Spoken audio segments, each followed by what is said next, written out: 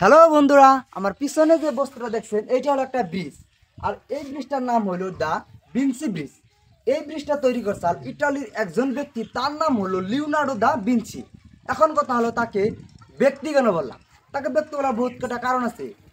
সে শুধু একটা জিনিসই তৈরি করে নাই, তার জীবনে বহুত কিছু করছে। সে আছে একটা সায়েন্টিস্ট, একটা ইঞ্জিনিয়ার, একজন পেন্টার।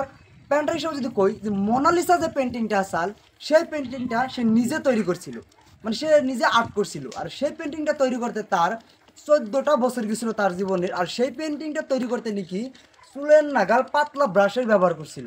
আর সে আসলে একটা আর্কিটেক্ট হিসাবে এই যে ব্রিজটা দেখছেন, এই ব্রিজটা সে নিজে তৈরি করছিল।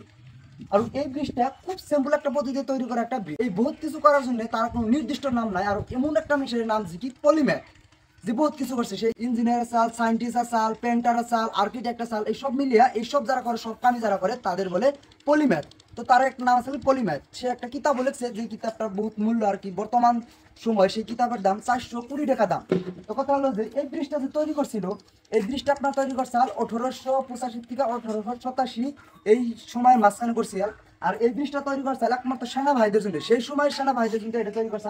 আর সেই সময় হিসাবে এটা খুব উন্নত মানে টেকনোলজির হিসাবে এই একটা ব্রিজটা তৈরি করছে।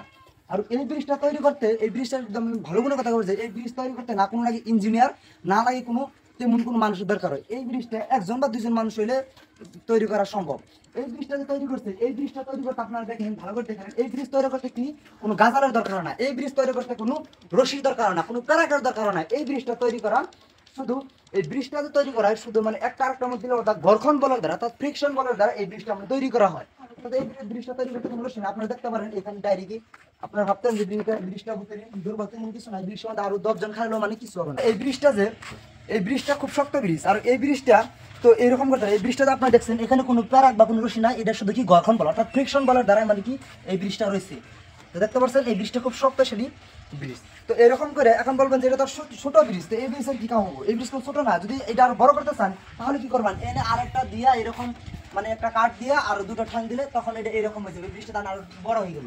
তো এরকম কিন্তু এই ব্রিজের কি, এই ব্রিজের খারাপ গুণ আছে, খারাপ গুণটা একটু পরকম। তো আর এই ব্রিজটা যদি আপনারা বানান তাহলে কি হবে, এই ব্রিজটা বানাইলে যদি গোলাকার কাঠ হয়, গোলাকার কাঠটা হলে তখন কি মানে এই ব্রিজটা তো শক্তিশালী হবে না, তখন তো অত ভালো না। কারণ এই ব্রিজটা একমাত্র থাকে কি ফ্রিকশন অর্থাৎ ঘর্ষণ বলের দ্বারা থাকে।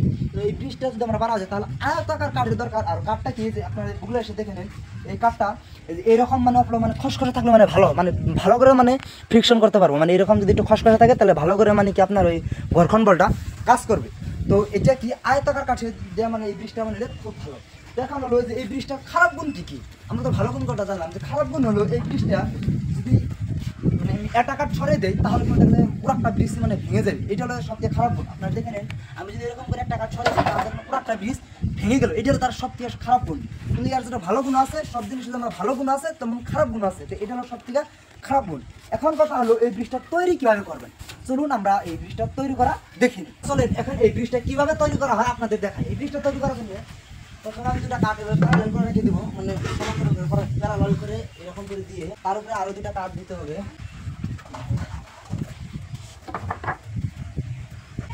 তো এরকম করে কাঠ দিবেন আপনারা, মানে এটা একটা সমান করে দিবেন, মানে এখানে যদি মানে 2 মিটার থাকে ওইখানে মানে 2 মিটার দিবেন, প্যারালাল করে দিবেন। তারপরে এটা মাঝখানে এরকম করে একটা দিয়ে দিবেন। মোটামুটি এখানে আপনার 60-70% কাম কমপ্লিট হয়ে গেছে। এখানে ব্রিজে 60% কাম বলতে পারেন যে 70% কাম হয়ে গেছে। এখন হলো এই ব্রিজটার খুঁটা দিতে হবে। খুঁটাটা কি এরকম করে ধরে এটার তল দিয়ে, এই যে এটা যেটা থাকবো এটার তল দিয়ে এটার উপরে দিতে হবে, এরকম করে দিয়ে এরকম করে দিতে হবে। এবং ঠিক একইভাবে এরকম করে এখানে আরেকটা দিতে হবে, এরকম করে দিয়ে এরকম তল দিয়ে দিলে বাস একবারে আপনার কমপ্লিট কাম। মোটামুটি এখানে আপনার 90% কাম হয়ে গেছে, আর 10% কাম এখানে রয়ে গেল। কি করবেন, এটার তল দেওয়া এইরকম করে দিবেন, এইরকম করে এখানে দিবেন।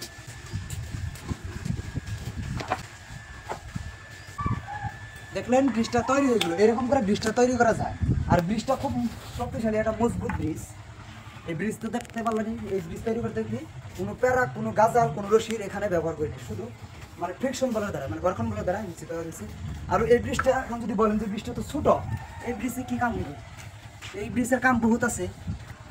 যদি এখন এটা আরো বড় করে বানাতে চান তাহলে কি করবেন, এখানে আরো দুটা কাঠ দিয়ে এরকম করে দিলে বাস একটু বড় হয়ে গেল। ঠিক একইভাবে এরকম করে আরেকটা এখানে দিলে হয়ে যাবে। তো এরকম করে এই ব্রিজটা তৈরি করে।